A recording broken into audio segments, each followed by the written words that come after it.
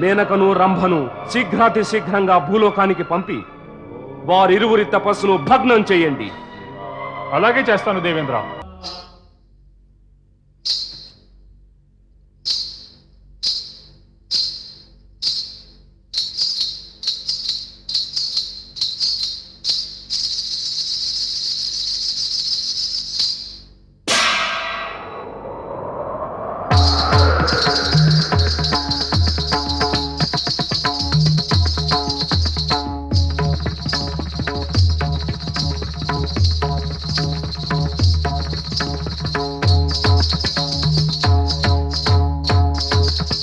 చూస్తున్నారుగా వరుణదేవా, రంభా మేనకల నృత్యం వల్ల నరనారాయణులు సమ్మోహితులవుతున్నారు. అవును దేవేంద్ర, రంభా మేనకల మోహన్ నుంచి ఎవరు తప్పుకోగలరు?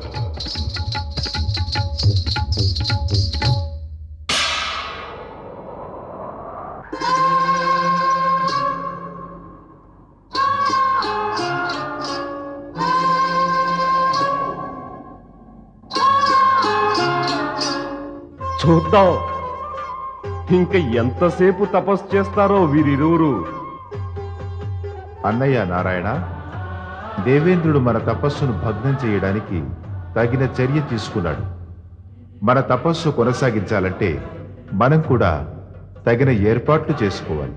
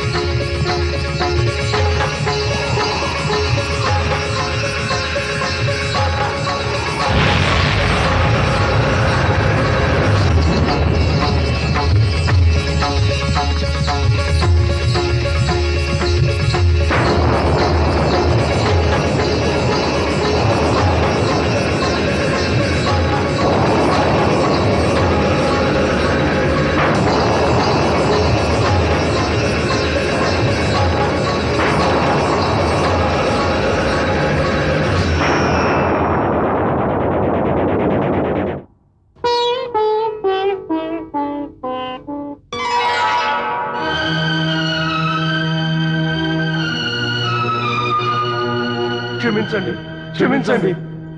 శివభక్తులారా మమ్ము క్షమించండి. అపరాధికి క్షమాపణ, దండించాలి, అదే న్యాయం. తమ్ముడు, మొదట మీరు చెప్పేది విందాం. ఏ అపరాధం క్షమించాలో ఎందుకో? ఓ పరమశివ భక్తులారా, మీరిరువురి ఘోర తపస్సు వల్ల భయపడి నేను అనుకున్నదల్లా ఏమిటంటే తమరు ఇంద్రాసనాన్ని సంపాదించడానికే ఈ తపస్సు చేస్తున్నారని. ఓ ఈ ఇంద్ర, నీ దౌర్బల్యం వల్ల ఈ ఇంద్రాసనం కోసం ఎప్పుడూ భయపడుతూ ఉంటావు. నీకన్నా శక్తివంతులను చూస్తే ఇక తేలిందేమిటంటే మేము అత్యంత శక్తి గలవారమని. శక్తివంతులమైనప్పటికీ మాలోని కామము, ఇచ్ఛ, మోహము, భోగాలు, సుఖాలు, వైభవము, రాజ్యకాంక్ష అన్నింటినీ పరిత్యజించి పరమేశ్వరుని చరణాలు నమ్మి భక్తి శ్రద్ధలతో మా తపస్సు ఆరంభించాము. అయినా కూడా నీవు స్వర్గపు 2 మేలైన అప్సరసల్ని మా తపస్సు భంగం చేయి పంపావా?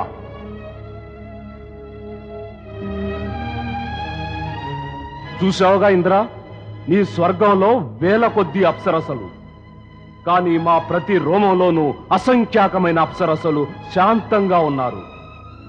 మా వంటి శివభక్తులను నీ 2 అప్సరసలు ఎలా సమ్మోహితుల్ని చేయగలరు? ఇంద్ర, నీది అపరాధమే కాదు, అహంకారం కూడా. అహంకారంతో పాటు దుష్టత్వం కూడా.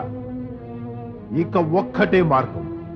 మేము నీకు శాపమిచ్చి పశుయోనిలోకి పంపి స్వయంగా ఇంద్రాసనం ఆక్రమిస్తాం. వద్దు భక్తరాజా, వద్దు. అనర్థం చేయకండి భక్తరాజా. ఇది అనర్థం కాదు, న్యాయమే. ఎన్నాళ్ళు అపరాధాలు చేస్తూ క్షమాపణ కోరుతావు. ఇంద్ర, ఇది నీ సహజ స్వభావం. శాపమిచ్చి నిన్నీ పాపం నుంచి శాశ్వతంగా విముక్తుడు చేస్తాను. ఓ శివభక్త, దేవతలందరము ప్రార్థిస్తున్నాం, దేవేంద్రుని క్షమించండి. మీ ఇంద్రుడు దేవాధిపత్యానికి యోగ్యుడు కాడు. ఎందుకని భక్తాగ్రేసరా? ఈ ప్రశ్న నీవే వేసుకోవరడు దేవా. ఇంతటి దుర్బలుడు, ఇంతటి భయస్థుడు, కుటిలుడు, విలాసి, భోగలాలసుడు, తన సుఖం కోసం ఇతరులకు హాని చేసేవాడు అందుకు యోగ్యుడేనా? ఇలాంటి రాజు ఉంటే దేవతలు కూడా దానవులవుతారు. ఇక సామాన్య మానవులకు ఏం గతి పడుతుంది? భక్తరాజా, కావటానికి స్వర్గాధిపతివే. గౌతమ మహర్షి వేషం వేసుకుని సాక్షాత్తు ఆయన పత్నితోనే కామానికి వశీభూతుడవై మోసం చేయడానికి సిగ్గు కలగలేదా ఇంద్ర?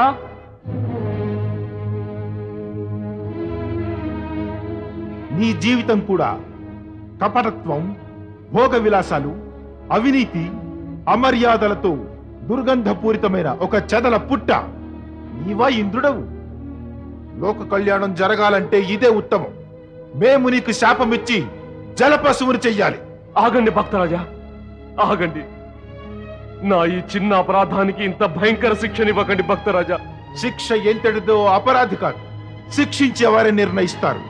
నిన్ను పశువుగా, ఎలుకగా, కుక్కగా, గాడిదగా చేసినా కూడా నీవు నిర్దోషులకు హాని కలిగిస్తూనే ఉంటావు.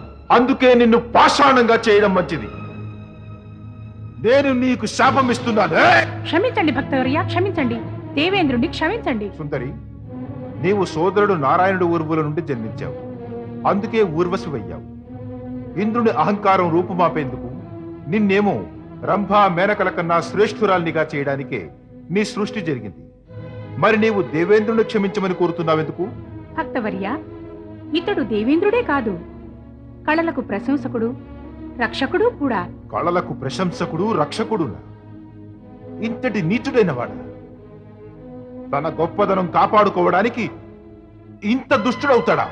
నేను తమరిద్దరిని దేవేంద్రుని క్షమించమని కోరుతున్నాను. తమ్ముడు, శాపమిచ్చి తపోబలం తగ్గించుకోకు. ఊర్వశి మన శక్తి యొక్క విజయానికి ప్రతీకయే. ఈమె ప్రార్థనను మన్నించు. అన్నగారి ఆజ్ఞ శిరోధార్యమే.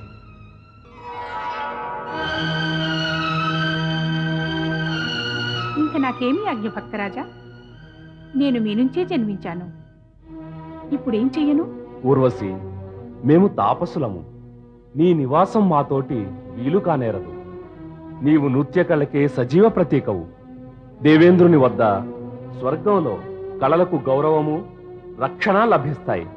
అందుకే మేము నిన్ను ఒక దివ్య బహుమతిగా స్వర్గాధిపతికి అప్పగిస్తాం. ఆ స్థానమే నీకు ఉచితమైనది. భక్తరాజా, మేమంతా మీ దయకు కృపకు పాత్రులం. మా భక్తిపూర్వక ప్రణామాలు స్వీకరించండి.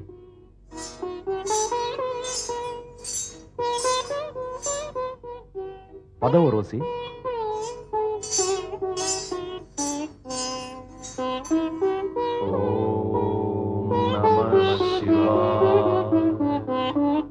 ఓం నమః శివాయ. ఓం నమః శివాయ. ఓం నమః శివాయ. ఓం నమః శివాయ. ఓం నమః శివాయ. ఓం నమః శివాయ. ఓం నమః శివాయ. ఓం నమః శివాయ. ఓం నమః శివాయ. ఓం నమః శివాయ. ఓం నమః శివాయ. ఓం నమః శివాయ. ఓం నమః శివాయ. ఓం నమః శివాయ.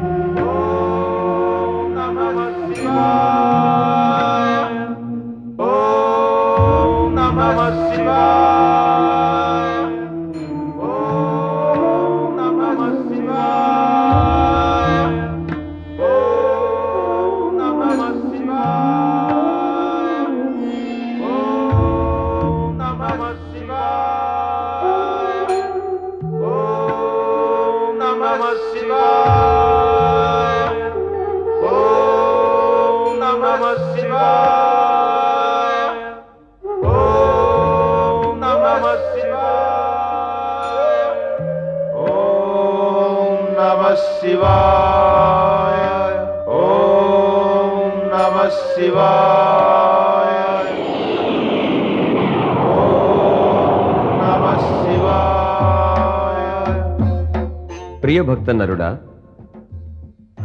నారాయణ, కళ్ళు తెరు నారాయణ. ఓ పరమేశ ప్రభు. లేవండి భక్తులారా. లేచి ఎక్కడికెడతాం ప్రభు? మా స్థానం తమ చరణాల వద్దనే కదా. తమ దర్శనం పొంది మా జీవితం సఫలమయ్యింది. మేము ధన్యులమయ్యాం. జీవితం సఫలము ధన్యము అయిందంటే మీ ఇరువురి తపస్సు, శ్రద్ధ, నిష్ఠా, భక్తే మూల కారణాలు. మీ పట్ల నే ప్రసన్నుణ్ణి. కోరుకోండి, ఏం వరం కావాలో. తమరి దర్శనమైంది, ఇంకా కోరుకునేందుకు ఏం మిగిలింది భక్తవత్సల? తమరి దర్శనం కలిగాక జగతిలోని వస్తువులన్నీ విలువను కోల్పోయాయి. తమరి దర్శనం ప్రాప్తించిన తరువాత ఇంకేదైనా కోరుకోవడం మూర్ఖత్వమే. తమరి సాక్షాత్కారంతో ఆనందం పొందిన మా ఆత్మలకు మరేదో కోరుకుని ఆనందం కోల్పోయే ఉద్దేశం లేదు ప్రభు. మేము తమ నామాన్ని జపించడం వరాలు కోరే ఉద్దేశంతో చేయలేదు ప్రభు. మేము కేవలం తమరి దర్శనాన్నే కోరుకున్నాం ప్రభు. అది మా ఇద్దరికి ప్రాప్తించింది. ఇక కోరుకున్నా ఏం కోరాలి? తమ దర్శనం కన్నా అధికమైన కోరికలేమీ లేవు ప్రభు. మీ ఈ సంతోష భావన నన్ను ప్రసన్నుని చేస్తోంది.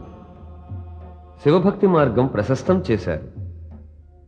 మీరు ప్రజాస్వామ్యపు లోకహిత సాంప్రదాయాన్ని మొదలుపెట్టారు. ఈ కారణంగా మీరు నన్ను వరాలు కోరగలరు. కోరుకోండి భక్తులారా, ఏం కావాలో. ప్రభు, కోరుకోవడం గురించి ఆలోచించడం లేదు. ప్రభు ఇచ్చానుసారం వరం కోరుకో. పరమేశ, ఈ విషయమే ఆలోచించలేదు.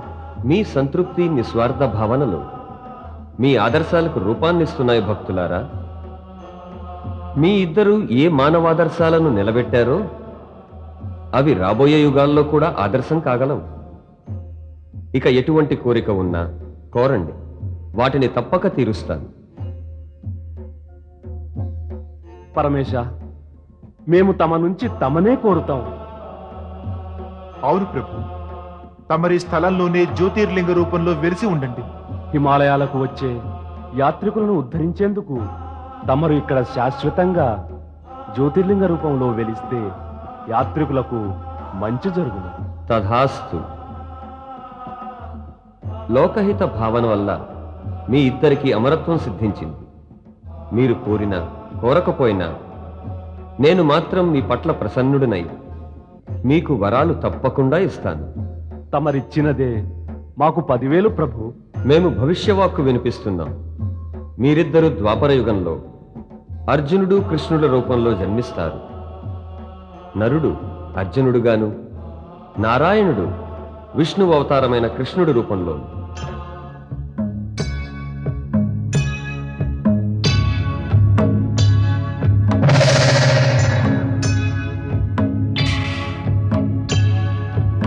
ఓం నమః శివాయ.